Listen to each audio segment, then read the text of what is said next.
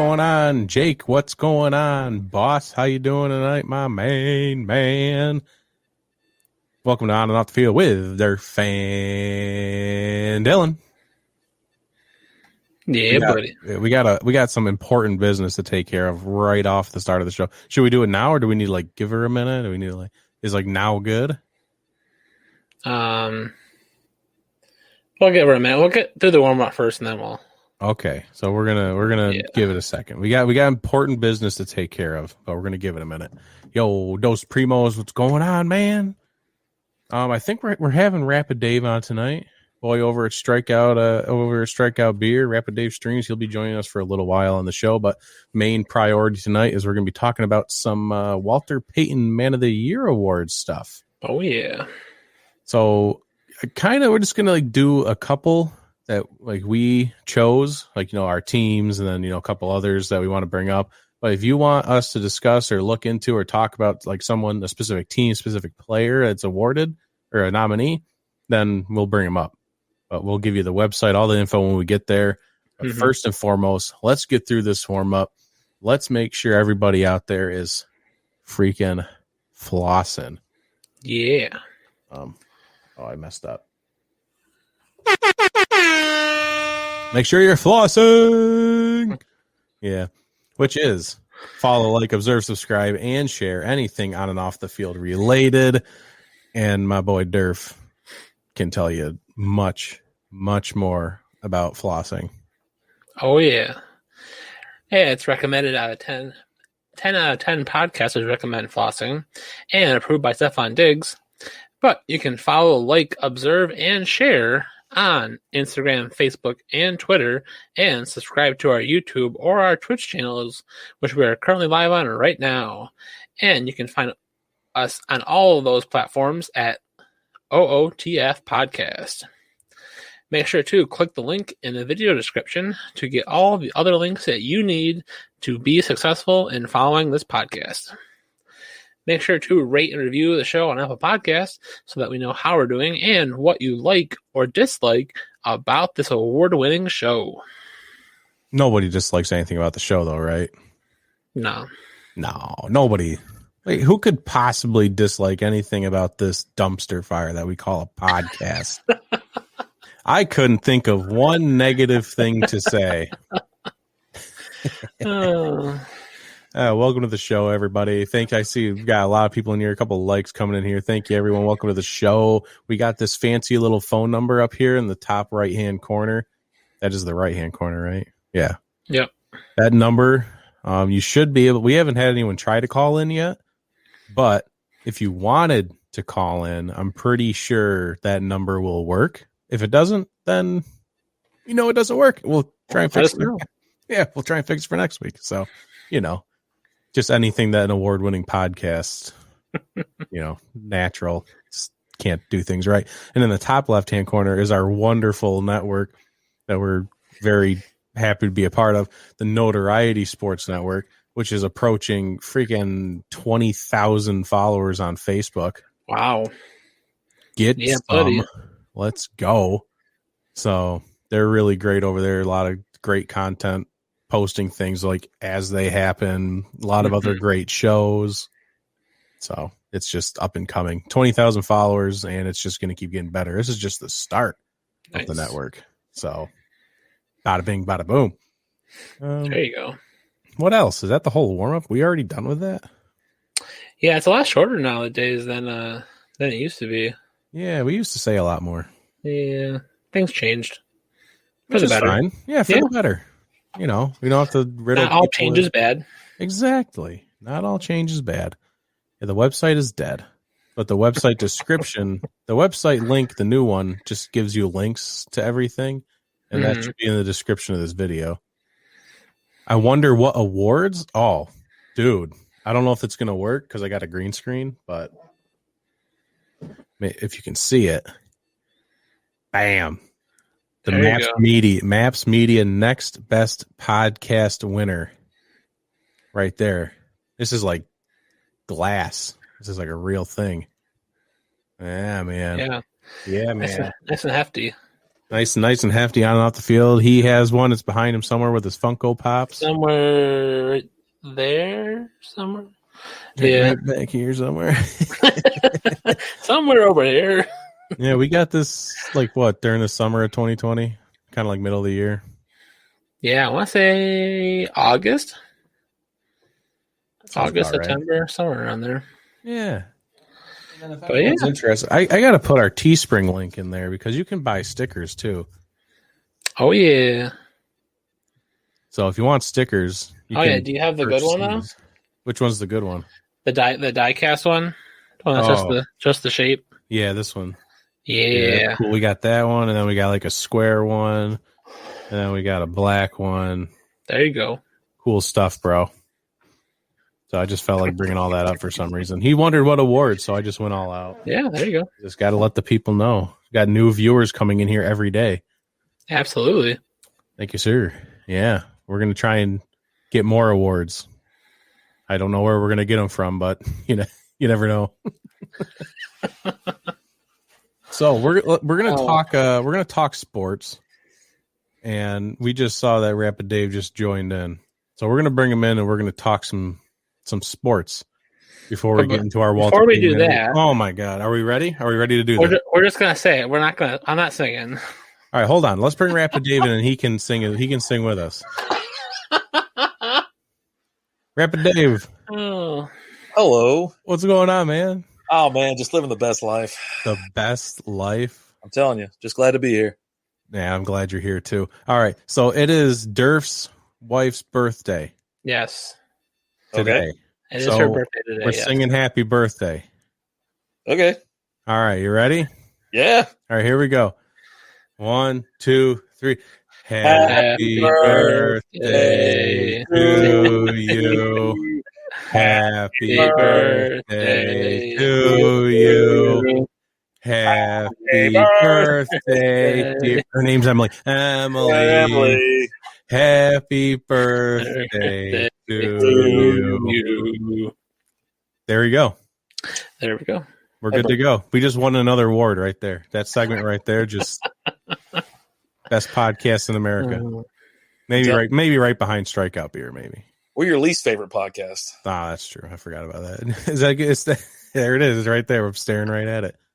Oh boy. You want to tell people who you are real quick? And just in case, we got like new listeners, people over here like commenting that I've never seen before. It's great. Okay. Yeah, no, my name's Brandon. I'm Rapid Dave from the podcast Strikeout Beer. I also do Rapid Dave streams on Facebook and Twitch. So I'm a gamer, streamer, podcaster, dad, granddad, cousin, brother-in-law, all that kind of stuff. You're a granddad? Yeah. I got 3 grandkids, bro. Whew. Wow. Yeah, I did not know that about you. That's my wife is a little bit older than I am, and she had kids rather young. She's got 2 boys, and her older son had a girl. She's 9 now, and then a baby about a year and some change ago, and her younger son had a baby about 7 months ago. So yeah. Yep. Wow. Mm-hmm. How's it feel? Does it suck or is it great? Like, does it suck to know you're great? You're like, man, I'm old as dirt. Well, they're not my kids. You know what I'm saying? Yeah, still. But it's actually it's really fun, to be honest with you, because the older child, she's like very independent, doesn't really care, but she likes hanging out, right? But the little one, the newborn, or the year and some change, attached to my hip, man. Like, they come over on Friday nights, you'll see him on the stream. He pops up in my lap. We'll play some Fortnite together and have a good time. Nice. Well, Emily said thanks. She appreciated that. She said that we rival her second graders singing via the Google Meet today for class. So, yeah, it's not bad. We're in competition with second graders, and I think we won. There we go. So, as always, first and foremost, we got to do the other sports. You guys have a soundboard, right? Yep. Yeah, Just but we like doing that one manually. Oh, okay. It's the whole segment, man. Like, it's all starts with just that. That's how you start the show. It starts with a great little. Everyone tunes out right there. Like, just turn the stream off. It's great. You're doing great. It sounds great too. Oh, that's good. I'm glad. So Jeff Bezos stepped down as the CEO of Amazon. This isn't sports related. I just wanted to say, I thought this was really big news. I just wanted to get that out there. He's taking another chair position, I read. Is he? Okay. Yeah, he just doesn't want to be CEO anymore. I think it's just because all the bad publicity he's gotten over the past couple of years, and he's just like, you know what, meh, I don't have to deal with this. That's what I told the wife. Money. Yeah, dude's worth like $180 billion. That's after coughing up half of it to his ex-wife. Yeah, she became like a top 10 richest person in the world after just divorcing him. That's all it took. My God. I thought that was great. Jake, I go for the Bengals. Sorry, just getting to that. Yeah, I go for the Bengals. Yeah, it was. Thanks for. You can see the comments. That's good. Yeah, see all this stuff. When I forget that they're over there, that's good. Got to work the chat, baby. Got to work the chat.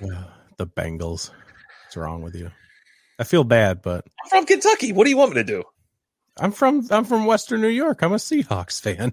Yeah, but there's no reason for that, right? You just like the Seahawks? Yeah. Okay. There's no reason. I'm not from Seattle or anything. So you're big in the NHL, though. I know that. Dallas Stars fan, eh? Oh, is that? I know that there's a team in Dallas. They call themselves the Stars. I love the Stars. They're great. Well, they're actually undefeated going into the weekend. Then they lost 2 in a row. I think 2 nights ago they lost in a shootout. It was tough. Heartbreak loss back-to-back to Carolina. How many games are we in? Because I think I just got done looking up the Sabres record because of our buddy Matt brought it up. Mm-hmm. So I think, we like 10 games in? Some teams are, some teams aren't. Stars got a late start due to COVID. Well, that's what we were going to talk about a little bit because apparently the Sabres' entire team got COVID, so they're shut down for at least a week. The NHL is already kind of struggling with, money after what happened last season, and it's just not a whole lot of views. NHL is not the most popular sport, and now you're going to be shutting down a week's worth of games for some teams. Yeah, like trouble. It is. To be honest, they said they were at stake of losing billions of dollars this season just because they have no revenue. You know what I mean? No one's going to the games. There's only certain stadiums that are allow participants or fans in the stands. Dallas being one, so I'll be going to one here probably this month or next. It's tough. You can't generate that money. The money has to come from somewhere to pay for the players. They don't have exclusive, great television deals. I just don't know what they're going to do, to be honest. They're not in a bubble. No. So you knew it was going to happen, right? I'm not saying these people. I'm just saying people in general can't act right, and they're not staying at home. I mean, even if they are, they still have to go places every day to interact and train and do all. It's just tough break. Yeah, I mean, I remember seeing that. The commissioner there for the NHL, right before the season was about to start, he just said, we might not even have it. We might as well just pull the plug because that's what he said. Billions of dollars were at stake. It's crazy. I mean, I'm glad they have it and we're allowed to go to games. I just feel bad. I hate to feel bad for billionaires, but, what happens if you can't, if the players decide to strike, they're not getting their money because, let's be honest, being a professional athlete, there's not a lot of longevity. So you got to make your money now in case of an injury or in case something happens. Mm-hmm. So it's just a tough time for everybody, I think. Right, and then it impacts the sport long term because now you look at the NFL, they're dropping down the cap space for the next season because of the money they've lost. It's going to end up impacting everyone. It comes back and bites you eventually. Yeah, Ryan Francis is in the house. He's running loose in the chat. He likes money. Go Sports, the commissioner of BS. That should be. You should make a T-shirt. That's a T-shirt right there. That has T-shirt written all over it, or that has that written T-shirt. I don't know what I'm trying to say. I had something funny in my head and I couldn't get it out in words. You're doing great. Durf, are you? Durf is a Sabres fan, right? Or do you not care about hockey? Do you have an opinion about hockey? I've been to a Sabres game. I don't know. I don't follow a team exclusively. I keep an eye on the Sabres, not like a diehard. It's not. I don't know. Just never got into it. I want to be into. Been working on baseball this year. I'm waiting for the Kraken. I feel like I'll get more into hockey this next season with the Kraken coming, Seattle Kraken. So I'm excited about that. But as of right now, I was always a Penguins fan, but I never was just I was never diehard into it. I just kind of followed them. I was a massive Penguins fan back in the day. I loved Mario Lemieux, Jaromir Jagr. Yeah, I mean, dude, I was number 66 until I got to high school, and I was number 25. And that's when I switched. But I mean, it was big time, big time. And a buddy of my dad's found out. He's from Pittsburgh. He mailed me like 2 or 3 of those massive containers, right, full of sports memorabilia, autographed Wheatie boxes, the figures, all this kind of stuff. It's just sitting in storage. I'm like, it's amazing. I couldn't believe it. Wow. And so I'm just letting it sit there. I'm like, nah, I'm not messing with that. There you go. Yeah, my grandmother once had like thousands and thousands and thousands worth of dollars in baseball cards back in the day, and then they all got ruined and flooded when her like attic flooded one time and all gone. That sucks. Yeah. These days, that would have been like a small fortune. Could have retired off of that money, but gone. Who has a great logo? The Penguins? It's just a penguin on skates. The Kraken have a great logo. Yeah. I had to give me a Kraken hat. I had to work on that. Yeah, just NHL.com, I think. It's so expensive. It's like $80 for a hat. Yeah, they're crazy. But once Vegas had the Golden Knights, I jumped on that. I was like, if Vegas starts getting teams, I'm in, because that's like my second favorite city in like the whole U.S. And I was like on board with them, and they went to the finals, the Stanley Cup Finals the first year. But yeah, the Stars, they're kind of like I split time between them. But yeah, I mean, Stars are here in Dallas, so I gotta love them. Oh, all expansion teams in the NHL end up going to this like deep into the playoffs. They basically just go, I want that best player from that team. I want that best player from that team. I want that best player from that team. Like you're literally get to just handpick a super team. It's the weirdest way to make a team I've ever seen in my life. I guess how else do you do it? I think it's awesome, to be honest with you. I mean, it's just so weird. Yeah. Look at this guy making appearances. Yeah, I was just on with Angry Artist a second ago. I'm bouncing around today. He's making his appearances. Talk about courtside Karen. Oh my God. Yeah, let me 2K worth of baseball cards. Very nice. And it's the wrong name, Dylan. Rapid Days getting around. Dylon, is that how you say it? How many times in your life have you been called Dylon? No, none. No one would make that mistake. Oh, what? We know someone. Like I could be. My entire life I've been called Dylon. Well, that's the way your name is. Oh, I'm sorry. Name and whatnot. Yeah, your name looks funny. Yeah, I mean, I guess if you see this one, Dill, that makes more sense. Dill. Yeah. Dylan's great. Both y'all, I've seen it spelled both ways, so it didn't even really like dawn on me to call you something else. Hey, Dylon. I've never seen. I don't think I've ever seen it spelled this way. I've seen this, but there's an I before the O. That's the one I usually see. Yeah. But with courtside Karen, what happened? I heard that you posted some earlier about some lady yelling at LeBron. Then LeBron wanted to fire back shots or something. I don't know. This is the kind of stuff where this is how there's like no sports going on right now, like sports that matter. This is why I hate. This is also why I hate the 2-week gap between the Super Bowl, because then stuff like this leaks in. Apparently, like LeBron eyeballed this chick's husband and like said something. I don't know. No one's telling the truth about what was said. I don't know. No video, no nothing. The phones and technology, we catch everything. The phones turned on once the wife got involved. Yeah. So apparently LeBron like eyeballed the husband, and they like exchanged like one sentence apiece, and then the wife got in there, was like, "Don't you disrespect my husband?" And she took her mask off, so she's like screaming. They told her to put her mask back on. She refused, just kept yelling, and then she got kicked out of the game. And then she made this like sob story on her Instagram about how she was like yelled at and abused by LeBron or something, like verbally abused, and didn't deserve to be kicked out. Like, I don't know. I don't care about this at all. Like, I woke up and this was everywhere, and I was just like, why? Y'all can call me whatever you want. I don't care. But if someone's mouthing off to me, my wife knows that I'm pretty mild-mannered, and I'll just kind of sit there and stare at the person. Someone mouths off at me, she's coming over the top, buddy. That's kind of how it is. She's pulling that razor blade out of her lip and she's going to town, man. Call me what you want. Call me a wimp, or I'm passive. I jaw every so often, but I usually keep pretty cool and calm. And then, boy, she turns into, she's chunking chairs and stuff. She's going Bob Knight. She's going down there throwing chairs. Basketball player. Yeah, I think I'm with you. I'd probably just sit back and just be like, what do you want from me? Yeah. What do you want, stupid? And then that'll probably even more infuriate him. Yeah. That's when he comes and starts throwing chairs at you. That's when that happens. I need every chair. It's going to be like a couple million, right? So just start. There you go. I'll just sit there and take it. Yeah.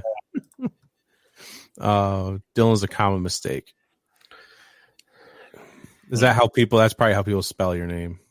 That's a very common mistake. Whenever you go to like a restaurant or like somewhere that you got to like give them their name and they put on your receipt or whatever. And I always check my receipt when I get it back to see how they spelled my name, and they never spell it right. Add it to the list of crap I don't care about. I still think it's funny. Yeah, it is. It's kind of funny. I mean, I guess it's entertaining. People report it like it was real news. Real news. Anything LeBron does is real news to everybody. I think you can get hurt if you call her Hispanic. She's not Hispanic. Oh. My wife's Puerto Rican. There's a big difference, apparently. I don't think the courtside Karen was Hispanic either. She was just some blonde. Yeah, I don't want her to start yelling at me, so I won't say anything else. All right, let's jump into other news. The big news, the big stuff. Let's finally get into this. Unfortunately, we couldn't have Alan on. Alan is the Detroit Lions fan of the two strikeout beer boys. He's busy tonight, but he did tell me he's okay with this trade, from what I understand. I absolutely think he should be. Okay. You want to tell everybody the trade? Yeah, the Lions and the Rams have started the trading in this offseason, like one of the first trades, and went off with a bang. It's also funny, this trade happened the same day. 2 years ago, Alex Smith went to Washington. Fun fact. Mm-hmm. It wasn't as big of a trade, but it happened. The Lions traded Matthew Stafford to the Rams. That's it. There you go. Here's Matt. And the Rams gave the Lions Jared Goff, a 2021 this year third round draft pick, a 2022 first round draft pick, and a 2023 first round draft pick.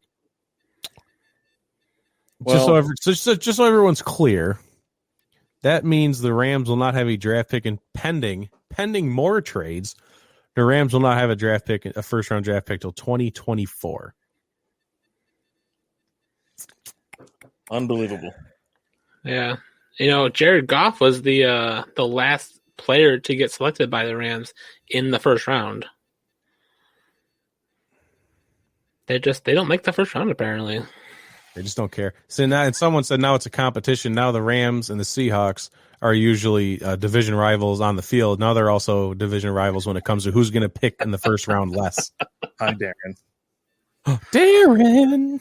I should have strikeout beer and Rapid Dave streams. What's going on, boss? Welcome to the stream. The podcast. Well, I'm glad to be in the alternative choice for tonight. I know, Alan, you wanted Alan on here to talk about how bad and they took advantage of the Rams, but I can't believe Detroit made that, or the Rams made that trade, to be honest. I don't understand what was going through their mind for Matt Stafford. I mean, was that story about what's his name, Goff, talking about the head coach's girlfriend? Oh my God. I have a very strong feeling that someone made that up. You need to flash that up on the screen, dude, because it was like great. It was like, and I remember I saw it, I think, on Notoriety. And so I put the gif of a pipe being made. Yes, saw that. Yeah, basically, someone said a teammate released a secret text message group where Jared Goff basically said, Sean McVay's wife says, I'd tap that.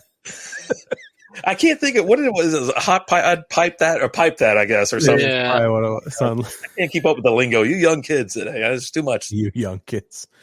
Yeah, my young kid was tap that. That's the thing. That's what we used to say back in the day.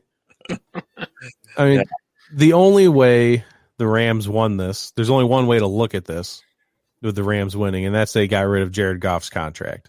Yeah, which they never should have gave him in the first place. He was going to be a $43 million cap hit next season. They have to take the dead money cap hit now for this season. Not like that's going to matter. Boy, oh boy, because now they're $22 million over the cap with the COVID cap for this season. I don't know how they fix that. It's going to cost them a lot when it comes to the 2022 season if they can make it through this next season. I don't know what they were thinking other than dumping that contract, just like you said. I mean, I don't know what's going through their mind. This is kind of what I wrote about. Like when people are saying they should go get Deshaun Watson, I was like, what are you going to do? What are you really going to give up? Because the Texans want picks now.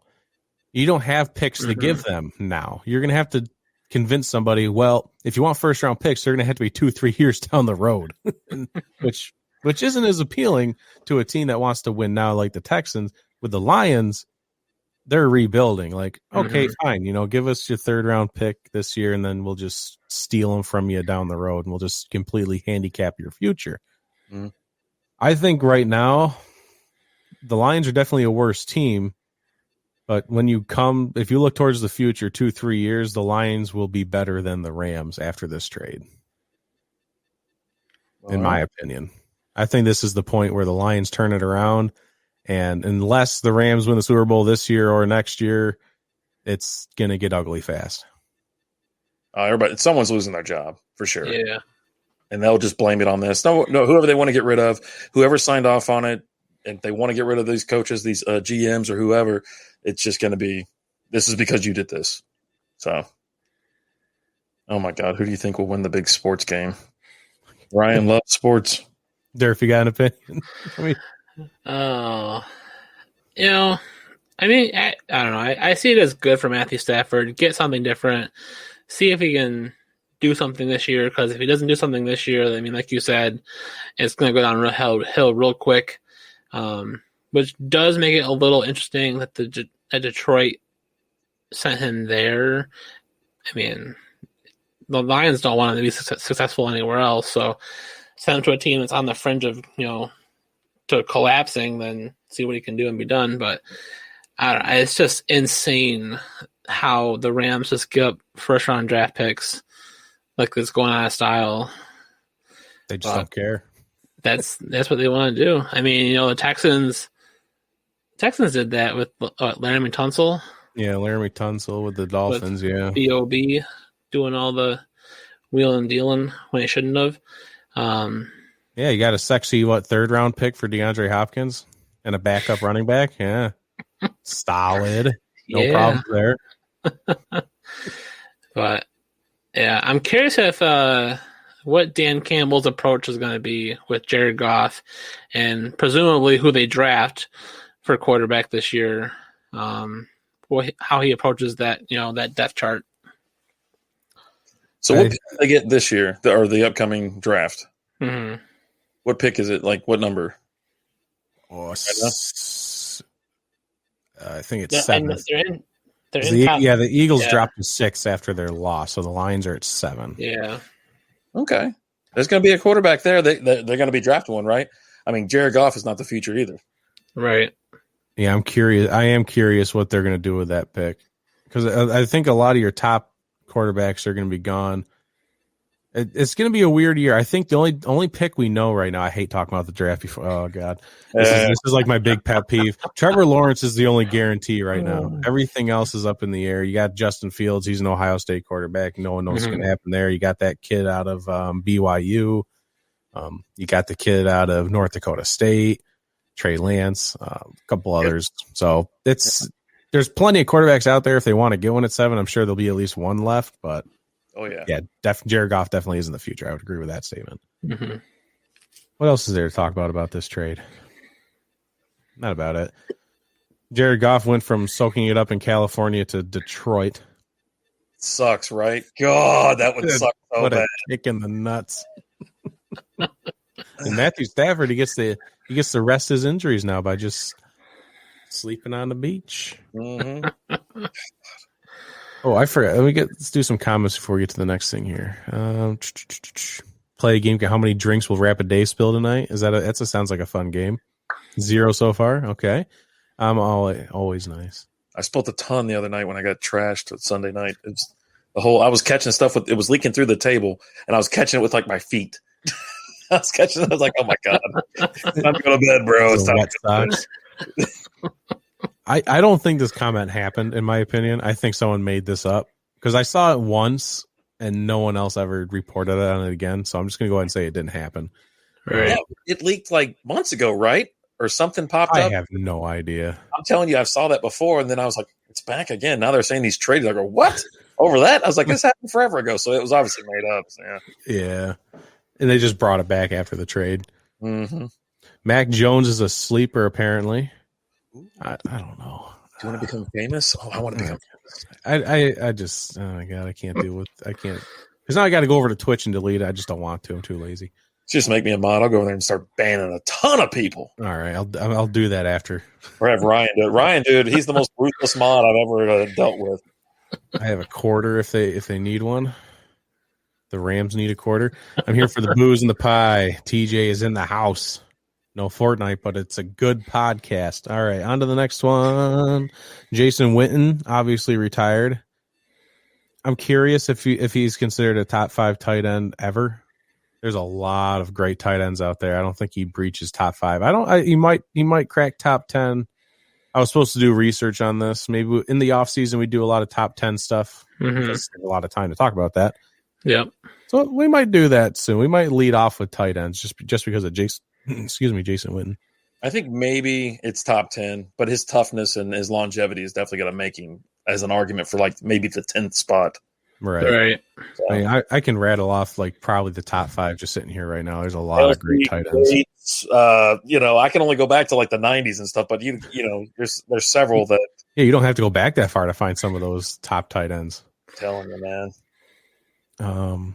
But he's going to go to the broadcast booth. He's not. Wasn't he in there already? No, he's not going back to the broadcast. He's not going back? Okay, good. Oh, it said instead of going back into the broadcast. Sorry. Durf did the notes, and I just read it wrong. Be a coach. I mean, that's what he's doing. He's going to be the head coach for the Liberty Christian football team in Argyle, Texas. Okay. That's just right up the road from here. Hey, go say hi to your buddy Jason. Go my do an interview. He's a nice guy. Maybe I'll go up there. Hey, Mr. Witten, how are you today, sir? I do wear that sweatshirt with you. Wear the fleece here. I run a podcast. It sucks, as you can see. But can you do an interview for us? You can't wear beer stuff to like college or high. Well, I guess maybe college would be acceptable. Well, this is Liberty Christian football, so maybe not the strikeout beer sweatshirt. That might not work. It's not going to pan out. Yeah, probably not. Ryan Francis says he does love banning, though. Going to make dinner, but I'll keep the stream up. Okay. Well, thanks. Little lurk mode. All right. What are you making for dinner? Great podcast, Go Sports and Stuff, private school. Oh, this is a private school. Oh, so he's only going to be able to coach the privileged kids. In Argyle. Kansas City also placed wide receiver DeMarcus Robinson and center Daniel Kilgore on the COVID-19 reserve list due to close contact. Close contact means they could make it back for the Super Bowl. Since they didn't actually test positive. If they tested positive, that deadline closed like a week ago to actually play. So they're just close contact. We'll see what happens. These are two important pieces that would suck if they missed the Super Bowl for the Chiefs. They're going to need everything they got, full force to take down Tom Brady. Oh, yeah. I have reason to believe that even if they do test positive, no one's going to know. It ain't going to matter. Because you think I don't want to go full-blown conspiracy theory, but I think you're right. Dude, take out the whole receiving core. Take out, the center, the whole offensive line, and Mahomes, too, because obviously Mahomes has got to be hanging out with the center, right? Mm-hmm. He's literally touching his butt every single snap, Mm-hmm. We got his hands right there on the old knickknacks. It's pretty close contact, if you ask me. Everybody's licking their hands nonstop. The quarterback's licking his hands. The center's licking his hands. Who's the one that always used to do that? Is that Drew Brees that does that before like every snap? Yeah. Every snap. Do it, yeah. And he said in the offseason he had to learn to stop licking his hands because it would, because of COVID. He's like, it's just a bad look. And honestly, it doesn't matter if you do it and during the game, but he said, I got to learn how to not do that now. I've been doing it my whole career. Every snap. He still did it. Yeah. It's like when you've been playing for how long was he in the league? My God, 20 years. 20 years, yeah. Kind of habit hard to break. Mm-hmm. All righty, time has come. It's your hoorah moment here, Rapid Dave. Oh, Super Bowl predictions. Looking forward to it. Yeah, isn't anybody else looking forward to this game like more than normal? I think you got the Chiefs. You got the as good as it gets. New versus the old. I mean, bro, it's gonna be awesome. Unless you're a Bills fan, this is pretty good. Hey, I'm okay with it. Yeah, I know. There was someone else that was in the chatting it up about the Bills and whatnot, and I was like, Allen's just still a youngster. You know what I mean? He just got to quit taking those 40-yard sacks multiple times throughout the game. Like, just throw the ball away, man. Just get it out of your hands. And then, he was under pressure a lot, and what everybody's already discussed it all. But yeah, I hate that he went out. I would have liked him to see him go to the Super Bowl. In due time. I Next year. Possibly.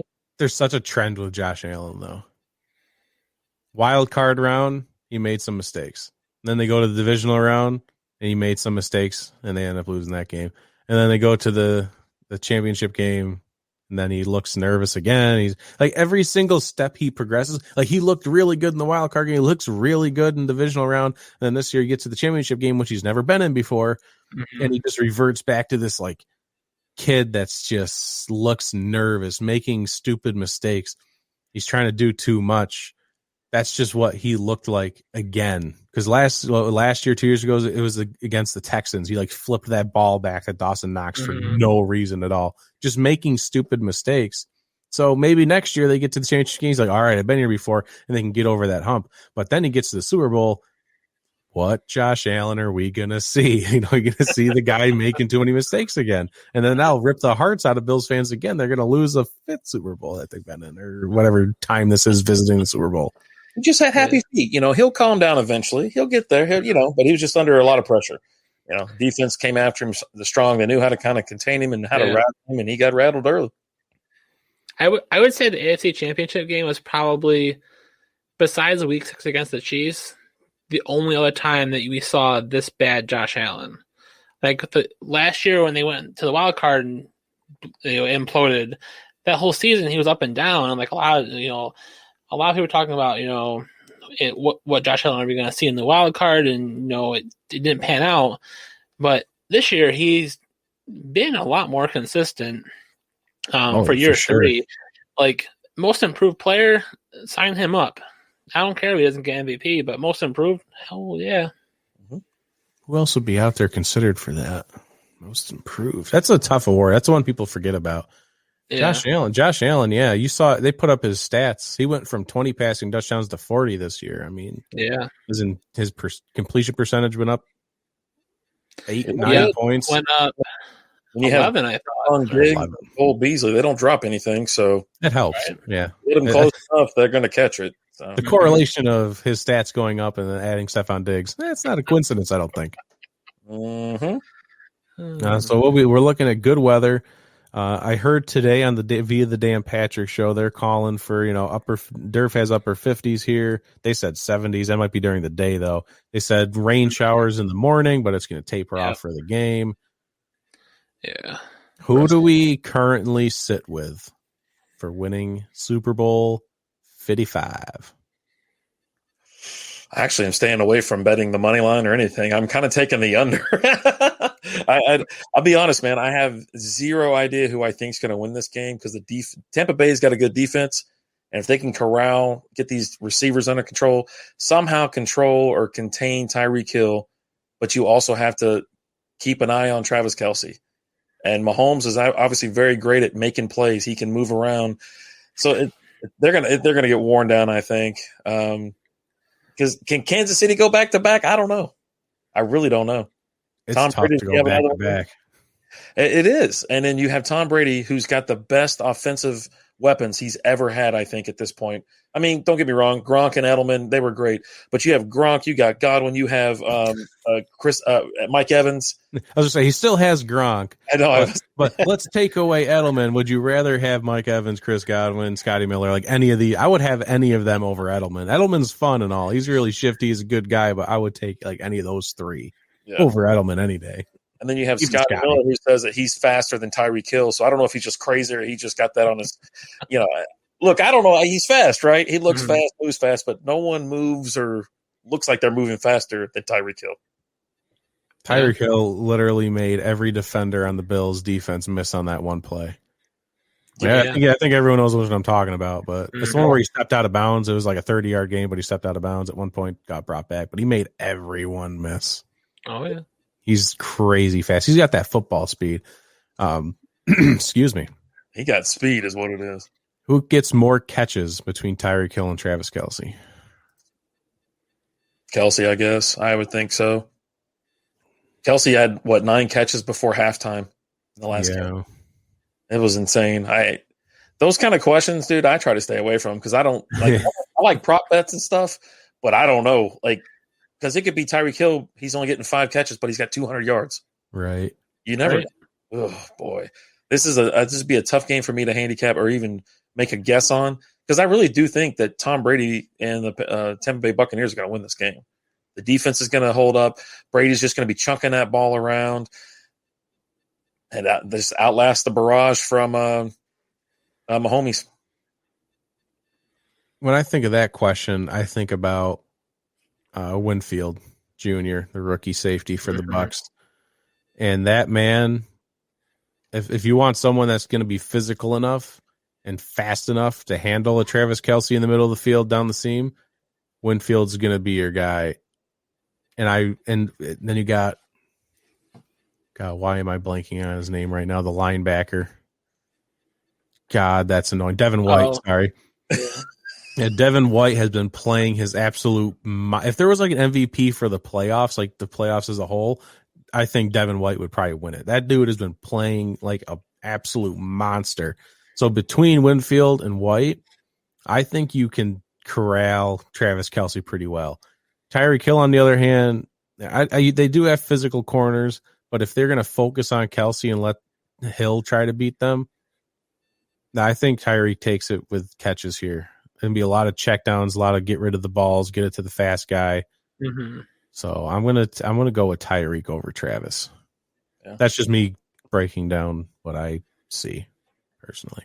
I mean, obviously, yeah. If you lock down Kelsey, then Tyreek Hill's going to have more catches. I think they have I think they just have the players in the right positions that are more elite. Like their corners just aren't. I don't think they're as elite as Winfield and Devin White in the middle of the field. So I think they have a better chance to contain Kelsey. So I think that's who they focus on and let Tyreek Hill try to do his thing, but not let both of them beat him. That's what the Bills did. They let both of them beat him. Not good. Mm-hmm. Well, as long as you can keep up with the guy, right? You play the ball, not much him. That's how you get in trouble. It gets a step past you. Then all of a sudden you're yanking on him, pulling on his jersey, just trying to make up that space that he's got you on. If you can play the ball and you can keep up, that's going to make the difference. Now, he's just going to go blow by you. So, but focus on take at least one weapon away, right? Yeah, you just have to at least take one. You're not taking both. There's no chance taking both. Unless you want Sammy Watkins. If you do take away both, you got Sammy Watkins, you got DeMarcus Robinson, you still got McCole Hardman. It's not like it's not like you don't have just Tyreek Hill and just Travis Kelsey. You still got a couple others you got to worry about. Yep. Not to mention Le'Veon Bell and Clyde Edwards-Helaire in the backfield. Yep. And when he takes out the other a couple guys, that's when, McCole Hardman or whatever scores like a touchdown or two. It right. Seriously is crazy. I mean, this could be a shootout, but I don't know. Super Bowls just kind of seem like I don't know. Which coach is better from my boy Stan? Two very different coaches. Yeah. Two very different coaching styles. Bruce Arians literally called Tom Brady like garbage halfway through the season. Like, who does that? Nobody does that. No one, especially when it's Tom Brady and it's the first season on your team. He's like, yeah, he's been playing bad. He's a bad quarterback. Like, it takes a special coach to do that. But Andy Reid, my God, this guy, we talked about it earlier. Andy Reid took the Eagles to 3 consecutive NFC championship games, and now he took the Chiefs to host 3 consecutive NFC championship games. And then now he's taking the Chiefs to host 3 consecutive AFC championship games, and now back-to-back Super Bowls. Not back-to-back because they lost to the Patriots. Back-to-back Super Bowls. Andy Reid is by far the better coach, 100%. Yeah, I go Andy Reid. Not even. I made that a lot harder than it needed to be, but I just wanted to get my reasoning out there. I like Bruce Arians. He's a funny guy. Literally called Tom Brady dog water, but it's fun. Mm-hmm. So did you say you were taking I heard you spit out there for a second. You were taking the Bucs. I think I am. I'm going to twist my arm and make a pick, and it's going to be the Bucs then. Make a pick, dude. I know it. They're the first team to be at home during the Super Bowl. That's crazy. Buddy, yeah. Give me the Bucks. It's gonna be a great game, though. I mean, I expect this to be like the most talked about, the wow, game, all the big plays. As long as Tom Brady can perform. I mean, he got a little sloppy towards the end of the last game in the NFC Championship, but as long as he corrals it in and gets it in the neighborhood of Mike Evans and Chris Godwin, they're going to catch everything. You know what I mean? They can anything in their wingspan, they're bringing down. Turf. I'm gonna stick with the Chiefs still. As much as I just want the Bucks to just take it and just get the storyline out of the way where they play at home for the Super Bowl, Tom Brady wins it for another team, just to get it over with. I don't know. I still think the Chiefs haven't shown all their cards yet against the Bucks, and Tyreek Hill had 200 yards in the first quarter.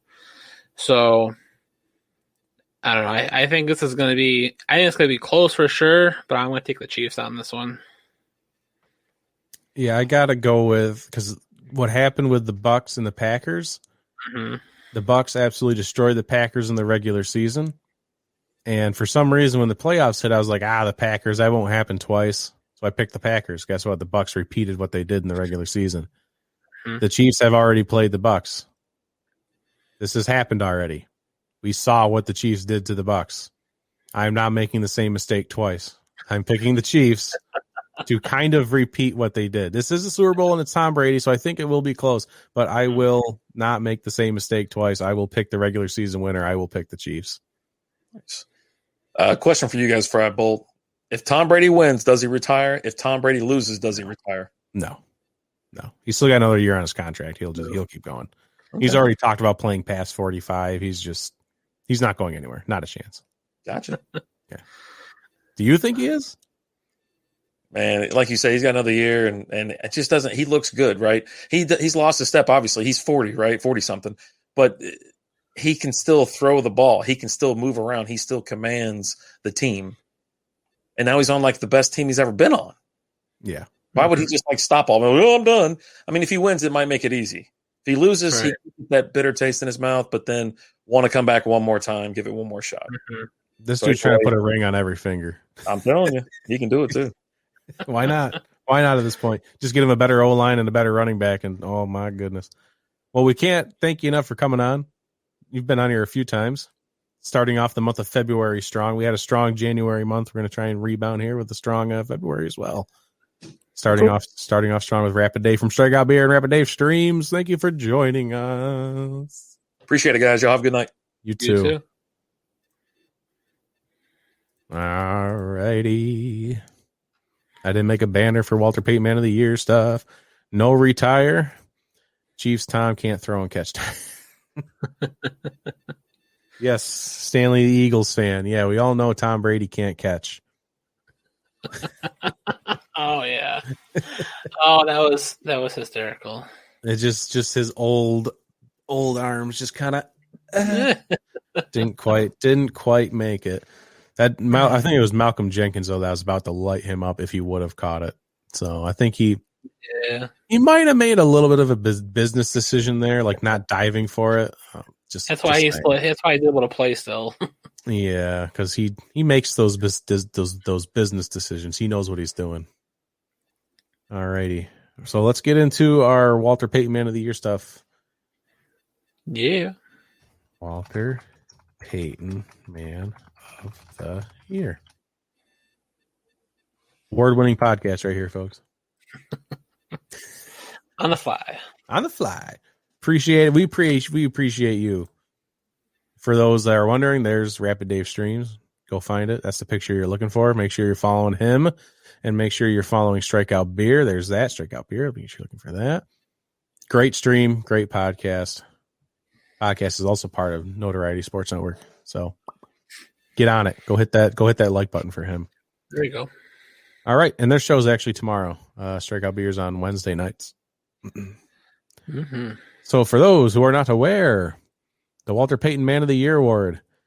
The Walter Payton NFL Man of the Year Award recognizes an NFL player for his excellence on and off the field. Hey, where have I heard that before? Hey. That's trademarked. You can't. I feel like we should get on and off the field trademarked. Can we do that? Is that a thing? Oh, The award was established in 1970. That was the merger year. It was renamed in 1999 after the late Hall of Famer Chicago Bears running back Walter Payton. Each team nominates one player who has a significant positive impact on his community, representing the best of the NFL's commitment to philanthropy. I said the word right. Haha. And community impact. 32 players are selected as their team's man of the year and become eligible to win the national award. The winner of the award each year receives a 250. Dang, I got it. I was trying to get through this without stumbling over anything. I messed up. He receives a $250,000 donated to the winner's charity of choice, and the other 31 nominees receive up to $40,000 donated to the charity of choice. All donations are courtesy of the NFL Foundation and Nationwide Insurance. yeah. Beer and Fire in the chat from Strikeout Beer. Definitive pie of the week, Durf.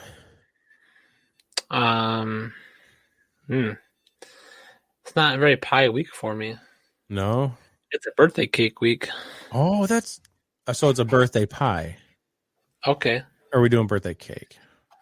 I don't know. So unfortunately, Alan, it's not a pie week. It's a birthday cake week. We have to go cake this week. Yeah. Sorry, man. So there's no definitive pie of the week because we're doing cake. Yeah. It is Durf's wife's birthday today. Hey, Groundhog Day. Oh yeah, Groundhog Day. Big day for Definitely. Punxsutawney Phil. He saw his shadow again. I don't know why. Are people like surprised by this anywhere? When's the last time he hasn't seen his shadow? Like, can we get the stats on this? I heard this morning that in the last 10 years, he was only 50% right. But I don't remember when I don't remember if it was he had not seen a shadow or if he did see a shadow and was right. But Can we all just agree that this has no impact on the weather? Can we just, yeah, can we all agree that him seeing a shadow or not seeing a shadow doesn't it's matter? like literally a way to attract like tourism money into that town. Yeah, I guess. It's a pretty cool town. I've been there before. Oh, have you? Yeah. Where is it? Punxsutawney, Pennsylvania. Oh, Pennsylvania. That's right. So Yeah. that dude's basically. It's a pretty cloud. Pennsylvania's a cloudy state, so it's pretty surprising that he sees a shadow. Little surprised by that. When you have all the lights on them.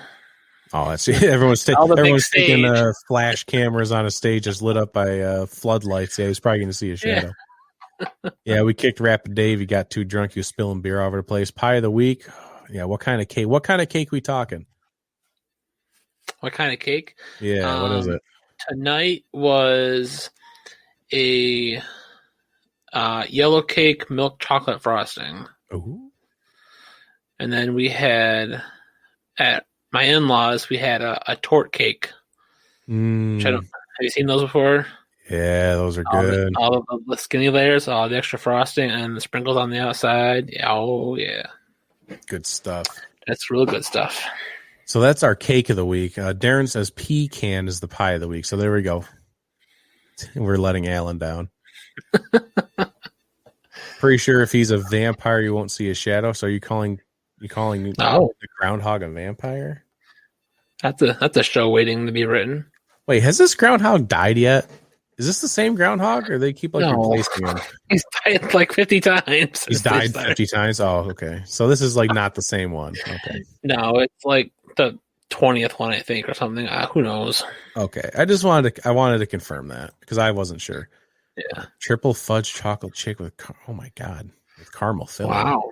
Holy cow. That's quite the cake. That's quite the cake. Don't trash the groundhog. You're gonna get Bill Murray. Is that how he got stuck in the time loop? Because he was trashing on Phil? Or is that? I can't remember. I don't know why. I know. I don't think I've ever seen that movie all the way through.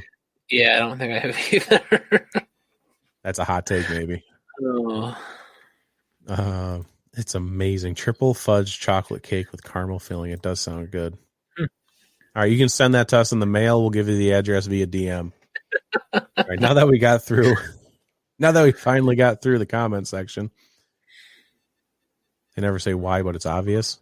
It's obvious because he was digging on the groundhog. Yeah, I've never seen the movie all the way through. I have to fix that. So let's do some coverage of the Walter Payton Man of the Year stuff.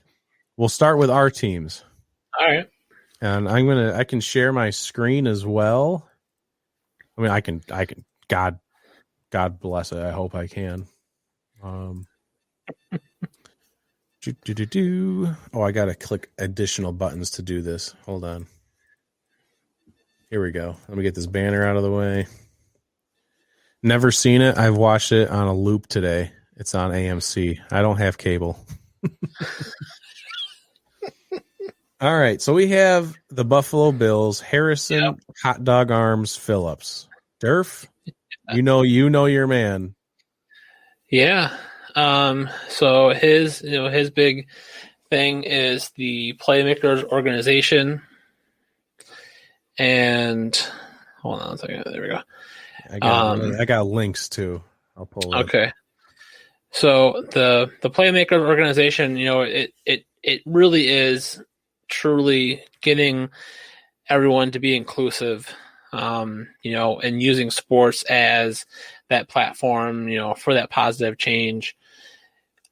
I just love it. I think, as a society, this is what we need right now. And, as much as there's so much segregation, you just need the inclusion right now. And Harrison using, sports as that, that motivation, I think this really, says something there. And I know like his biggest thing that he does with the inclusion, he works with a lot of kids that have, intellectual disabilities. And he, during, early COVID-19, he actually did something, with them, sending out videos and having them like complete chores or acts of kindness, and then around their houses, and then instead of asking for an allowance payment, have a meal donated in their name. So he's really bringing that inclusiveness, and then taking it the next step further, and helping them do positive back to their community. So I don't know, I just think it's just awesome, that it's something he's passionate about, and something that he is, he just knocks out of the park, it seems like, since he's come to Buffalo, and it's just something great to see, especially for the Buffalo public schools, with, everything he did, when the school started going virtual, and, getting with the public school system, and, teammates, and, getting $500,000, donated so they could, fund for hotspots for, over 2,000 students, so they can learn. And, it's just, a great way to, make a positive impact in the community for sure. Yeah, $500,000 donation from their week 1 game checks to provide funding for internet hotspots for 2,300 students when they went virtual. And that was working with, I would assume, his Buffalo Bills teammates. Yep. Yeah, and I think he did something, like local public leaders and, the Buffalo public schools, all their higher ups. But yeah, so in addition, to the Playmakers Organization, he's also, an athlete mentor for, Fuel Up to Play 60, the 60 minutes a day, campaign that the NFL does, 60 minutes of activity, helps you live a better life. So, he's just, he really likes to, he really does mesh all his stuff he does together and have that kind of same goal in mind. So it's just really good to see that. Yeah, this is, we've talked about him a few times this year because he's been doing so much. Like down here, he had the local drive-in movie theater this past year. Yep. For the 100 kids through his Playmakers organization. So he's done a lot of great stuff this year. And if anyone is interested, for those listening to the podcast, it's theplaymakers.org. Theplaymakers.org is his website where you can learn. Apparently he's got some audio on here, coaching character provided by the Playmakers. Apparently he might have a podcast now too. So we go in here and learn about the Playmakers Organization or Foundation from Harrison Phillips of the Buffalo Bills. Yeah. Buffalo Bills nominee for Walter Payton Man of the Year. Bob Money. Does anyone want Jimmy G? Probably only the Patriots. Probably. I don't think anyone's seeking out Jimmy Garoppolo. Or the Texans. Are they really seeking him out, though? Are I they don't like think they're looking sneaking. around going like, we really want Jimmy G? Like, that's the guy we're targeting. Well, I think if they were to, get a deal for Deshaun to go to San Francisco, I think it would be involved, similar to how we have the Goff Stafford trade. It would be quarterback for quarterback for sure. Right. I don't think that plays into the deal, though. Probably they're not going to San Francisco being like, we want to make this trade with you because we want Jimmy G. Probably not. Yeah. I'm going strictly based off of how he worded his question. Does anyone want Jimmy G? Like, I don't think anyone wants him, but if they end up with him, I don't think they'll be upset. But I don't think anyone's trying to it's not like people are going around like the Deshaun Watson trade, like we want Deshaun Watson. No one's going, we want Jimmy G. Yeah. So let's jump over to the Seattle Seahawks, who, if I am not mistaken, this year's nominee is Russell Wilson. Yeah. Russell Wilson's an absolute boss. Let me see. He has a website, right? Does he have a website in here for us? Yeah. It should be there. The Why Not You Foundation. Yeah, it's Why Not You? Let's see here. Oh god, this makes me cringe. This is just because I'm a Seahawks fan, though. The Why Not You Foundation announced alongside founder Russell Wilson and his wife Ciara a partnership with Betts Family Winery. Where's their mission statement? That's what I want. Nonprofit dedicated to education, children's health, and fighting poverty, empowering today's youth to lead with a Why Not You attitude. Our mission is to empower, change the world, one individual at a time, one child at a time. This is the part that we really want to talk about that he announced. He's kind of following the footsteps of LeBron James a little bit. Mm-hmm. LeBron James came out with his tuition-free high school, where also if you graduate, you get a scholarship to go to college, maybe? Is that how it worked? I think so, yeah. It was something about when you graduate, something about going to college as well. It's cheaper to go to college. So kind of the same idea here. The Why Not You Academy, brought to you by Russell Wilson's Why Not You Foundation, offers students a personalized approach to their education needs, and an extension of the Why Not You Foundation's belief that high-quality education should be accessible to all students.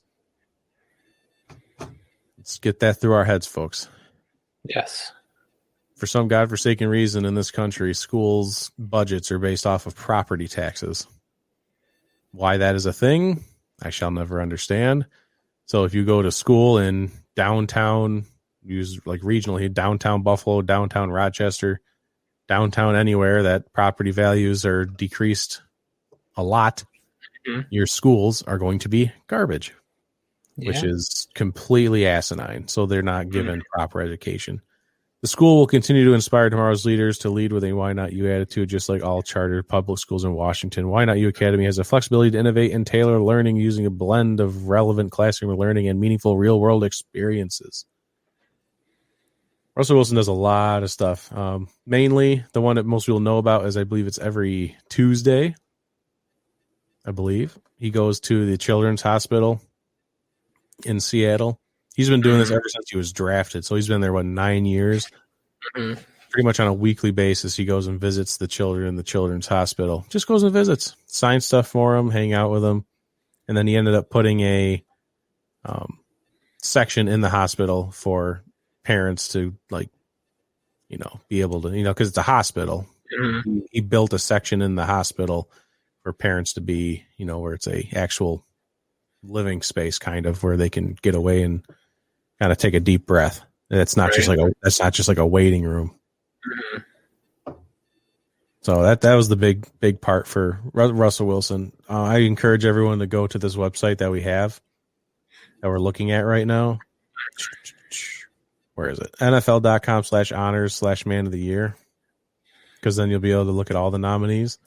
And for Russell Wilson specifically, you can go to the whynotufdn.org to learn more about the Why Not You Foundation. Yeah. This is a lot in here. It is a lot, and it's a lot of good information. I don't think they've announced the finalists for this yet. I think it's usually NFL Honors Night, so we won't know finalists until I think Saturday, and then Sunday, I believe, is when they announce the winner during the Super Bowl.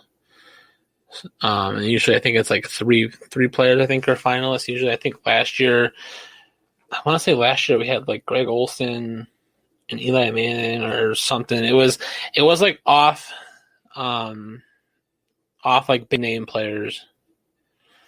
But it'll be interesting to see who the finalists are, especially with Travis Kelsey being in the Super Bowl. So yeah, I'm not seeing anything about finalists right now. So you're probably right.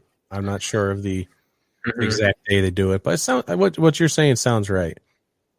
I can't stress enough that you go to these links that we're talking about. Like, pause the episode, just go look at it, browse around, especially because we're not going to have time to go through all of them. So make sure you're on NFL.com/honor/man of the year is where you're going to find pretty much all of them. If anyone listening to the show right now, if Strikeout Beer's in here, Alan, Darren, just throw us a team.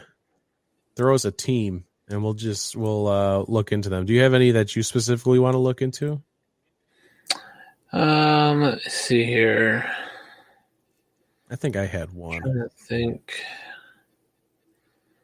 I say if you have one, go for it. Yeah, I think this is a fun one. If you go in here, we have Pierre Desir. I believe is how you pronounce his name. His picture, Durf brought this up pre-show. Pierre Desir in this picture is wearing a Colts jersey. He's nominated as the Jets Walter Payton Man of the Year, but he's currently with the Baltimore Ravens. Yeah, figure that one out. Put those pieces together. Freaking fire. A big part of I like this one and someone else as well, because he focuses a lot on anti-bullying. I could not find a website for him, but a lot of these nominees, if they don't have a website, a foundation for themselves, they just do a lot of work with organizations that are already set up. So he does a lot of work with Hope Giver for Samaritan's Feet. Consists of individuals from around the country who raise awareness and funds for the organization. During the annual gala, Hope gives Pierre the recognized individual who raises the most funds for Samaritan's Feet Person of the Year. So many big words. 450 pairs of shoes were distributed throughout the Newark school system, which is in New Jersey, New York Jets. Also hosted a virtual event, Plainfield Boys and Girls Club, to commemorate the donation for 50 children who will receive a Hope Tote with new shoes and socks. For those who don't know, if you weren't bullied in school or, you were well off in school, shoes are a big deal. A very easy target for kids that are bullied is their shoes. If you don't have the newest Jordans or you're wearing a pair of like white dad shoes or just torn up, disgusting shoes or shoes that aren't even shoes, you're just wearing socks. You might not even have shoes. It's a very easy target to become a target for bullying.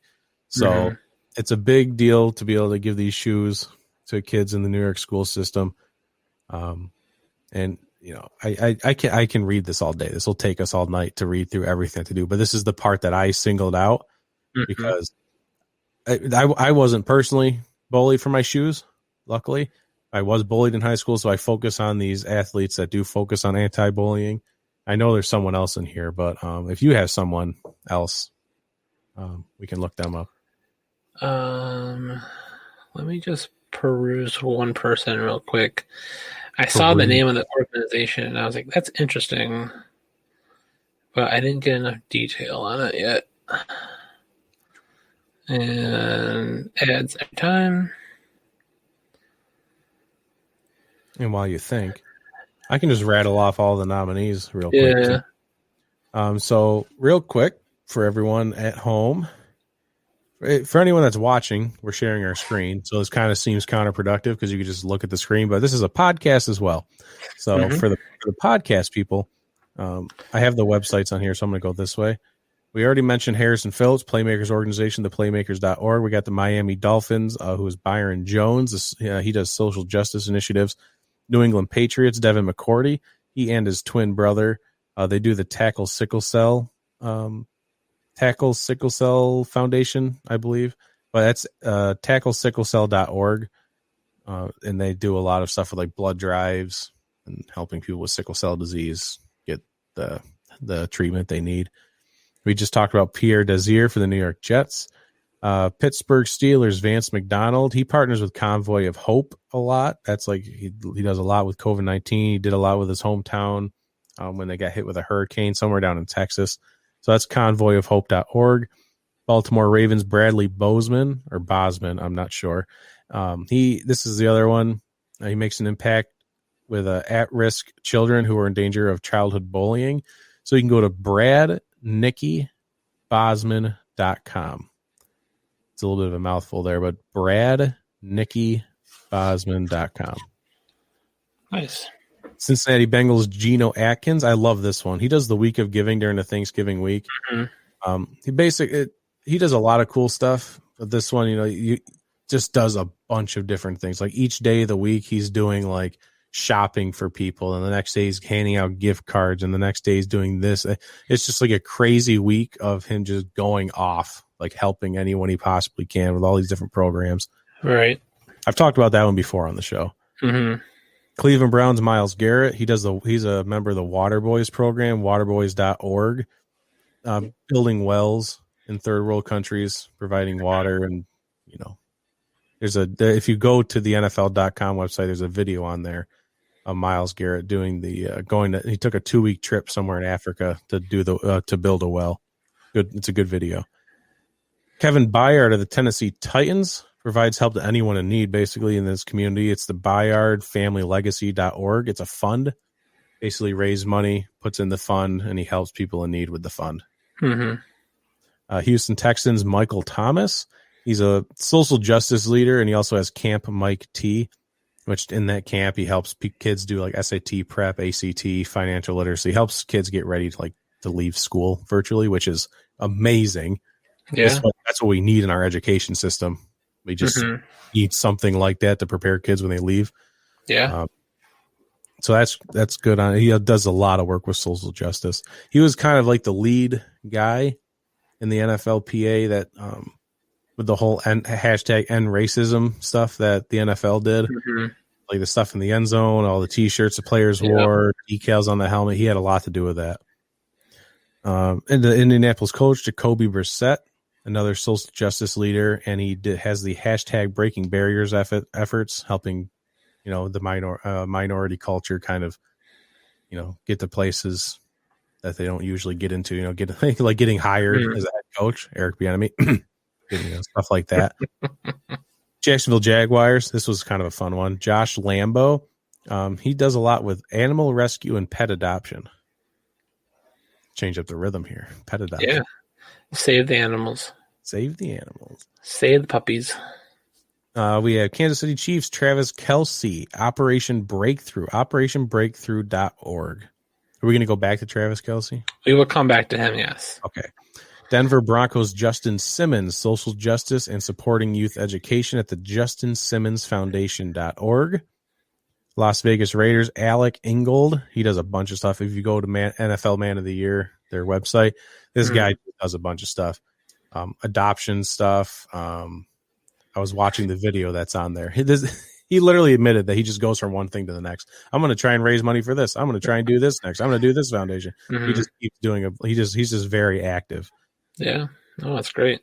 The Chargers, Isaac Rochelle. This was interesting.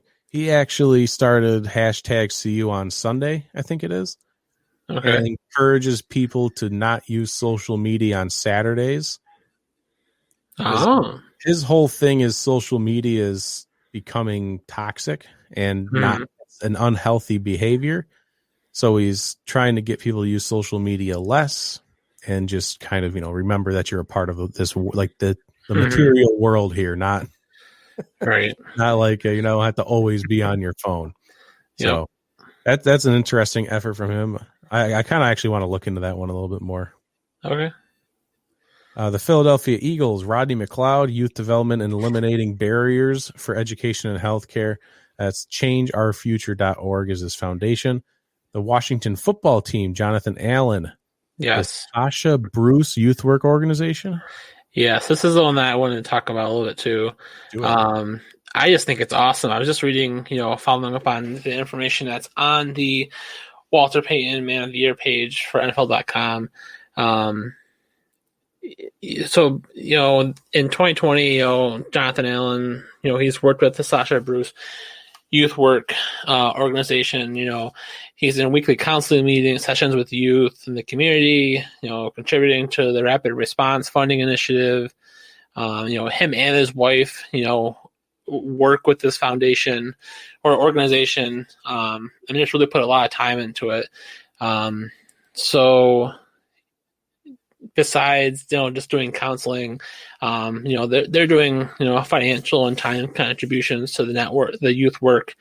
But I think this is really cool that one of their largest and most experienced providers of services to the youth in DC is that this youth work organization helps young people find safe homes, achieve and maintain good physical and mental health, create and strengthen supportive and stable families, and explore opportunities in education and careers. They're like life coaches that are just there to help you. You don't know what to do? They do everything. Yeah. It's awesome. So then also the Jonathan and Hannah Allen and Innovation Lounge, which is a multidisciplinary space designed by Youth for Youth, is located in DC's only homeless youth shelter for minors, which is called the Bruce House. The lounge offers a fun and innovative space to inspire creativity, open-mindedness, and the entrepreneurial spirit among homeless and runaway youth.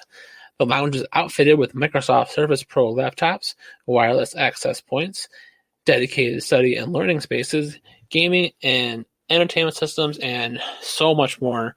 And I think this is just awesome that they helped create a safe space for troubled youth, help them figure out what's wrong, help them get on the right path again, help them just know what to do. And I think that's awesome because, I've said it before, I probably said it before on this podcast, but the youth are absolutely the future for us. It's, if we don't set them up for success, we're screwed. And what's really just really cool about the whole Walter Payton Man of the Year thing? Mm-hmm. We've talked about a number of different nominees already, and all of them hit a different point of need in society. Yeah. And Darren found us on YouTube. Sweet. Hi, Darren. We have, Harrison Phillips with the special needs community. We have people tackling bullying. We have people tackling homelessness. We have people tackling at-risk youth. We have every single aspect of need, even Myles Garrett, helping third world countries and building well. Everybody is helping some group that is in need. And it's not just like everyone is focusing on this one demographic that needs assistance. Like, we're not all focusing on homelessness at one time. Right. Or everyone's got their own, area of expertise, I guess. I'm not sure how to word it, but yeah, like their niche. They're just helping so many different people. Yeah, and the more people that can get involved with stuff like this, the better off that we're really going to be, and just to make this a better place to be in. And let's not shortchange everyone else in the league, because these are just 32 people. Yeah, I mean, a lot of people on every team is doing stuff like this. Yeah, and these are just 32 players that their own teammates nominated on each team. So, these are just the highlights of what we're seeing in the NFL. So many more players are really doing a lot as well, and it's just great to see. Yeah. So let's see if we can. I'm going to run out of, because we ran out of time for like research. But the New York Giants, they have Dalvin Tomlinson. He does a lot with diabetes across the country, and then also at-risk youth in the Queens community. He grew up in the Queens community, very dangerous area, I guess is one word you could use. Mm-hmm. So he does a lot of work around there, just educating kids, and he does a lot of visiting schools, gives speeches, stuff like that, just helping out the community that he grew up in. And then Dallas Cowboys, Jalen Smith. He works a lot with this organization. Let me pull it up so I don't get the name wrong. I thought this is different, but very cool. Mm-hmm. Jalen Smith's Minority Entrepreneurship Institute. And basically what this is, it's a, I don't want to say it's a scholarship. It might be. Is there a word on here I can use? But it's basically, he puts money into this. A bunch of people donate to this fund, this initiative. And then there's, I'm just going to pull up the Dallas Cowboys with a D. This is in alphabetical order because they put the numbers in here, so I don't have to guess. So the whole point behind this is helping minorities get into the world of entrepreneurship, because look at this gap here. The African American median net worth averages a dime compared to $1 for white Americans, $17,600 versus $171,000 respectively. Median net worth averages just between the white and black community. So this MEI, which is the Minority Entrepreneur Institute, they receive 147 applications. This was for this past year. So in July, they received 147 applications for minority representatives of 42 Texas cities. 10 finalists were invited to join the Shark Tank like a normal for 5 entrepreneurs competing for investment. The Texas Showcase ended up investing $600,000 in 5 new MEI portfolio companies and qualified several dozen companies for MEI Texas Marketplace, a mechanism that has over $13 million in combined deal flow. Jalen has pledged $2.5 million over 10 years to spur MEI investments and is adding co-investors across the country who share in the same beliefs. So just investing in helping people create new business, people in the minority community, just entering this new world of it's just like I just got done saying, it helps every single different demographic of people in need. Like I just feel like I'm sure there is something left out, but it almost feels like there's nothing being left out with all these people doing different things. Right. Yeah. And this is where we ran out. I just got names at this point. So now I really encourage people to go to NFL.com/honors/man of the year.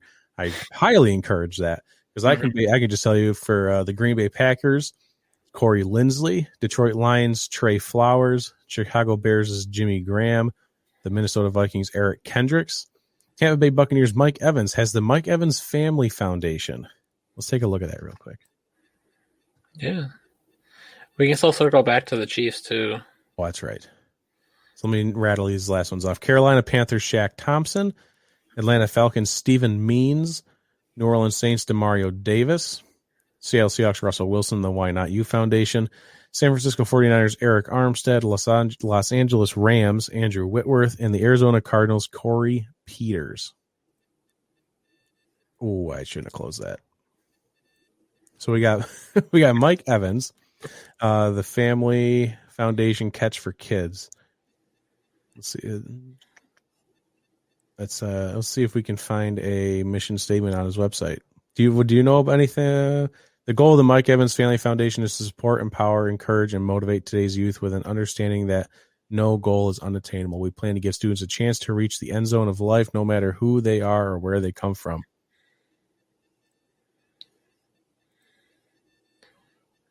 That's what I got for him right now. Well, let's jump over to Travis Kelsey. We'll wrap up the show with Travis Kelsey. I wish I could get rid of that ad, but I cannot. Yeah, it's annoying. What's his foundation? And I'll look up the website if you want to talk about it. Let me pull it up here. Travis Kelsey does Operation Breaker. Oh, that's right.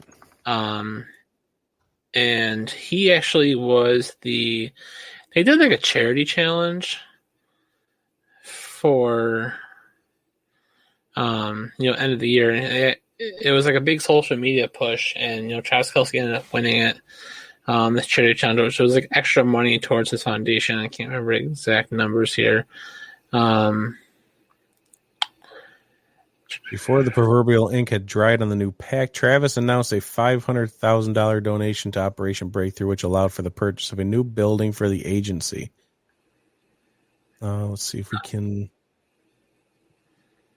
His focus has been fixed on his partnership with Operation Breakthrough. 80% of its clients live on less than $12,000 annually, while 65% of the children which Operation Breakthrough serves have experienced trauma or witnessed one or more incidents of violence by the age of 5.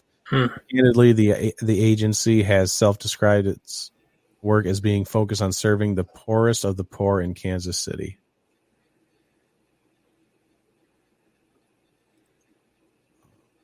Let's see if I can.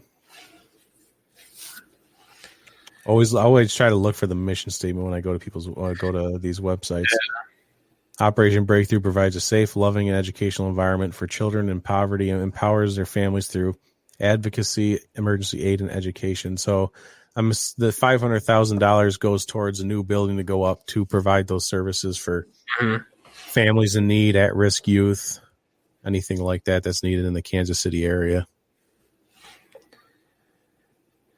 That's what it sounds like to me.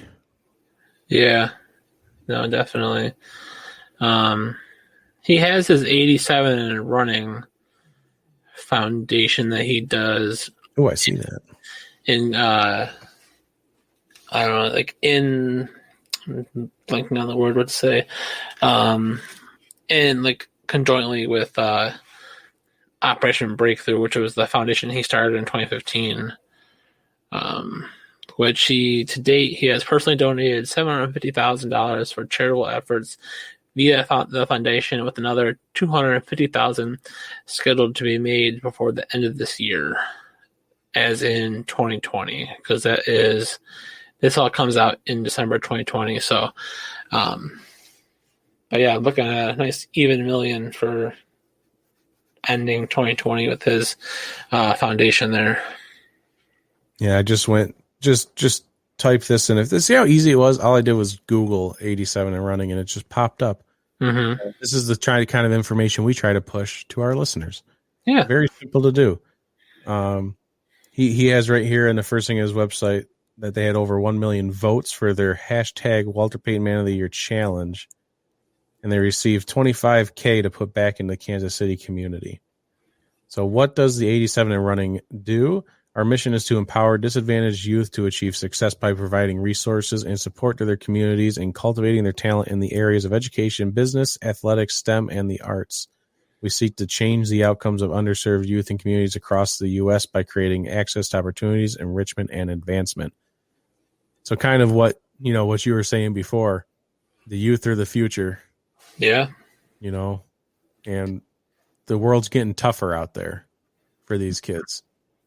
And people like Travis Kelsey and others that we've talked about are doing their absolute best to try and better the situation and give them a path to success down the road. Because their success means our country's success, folks. Let's be entirely clear on that. If they fail, we all fail. Yeah, that's the cold hard truth there. Yes, sir. But hopefully we're on the right path. We got a lot of people out there trying to do good in the world. Yeah.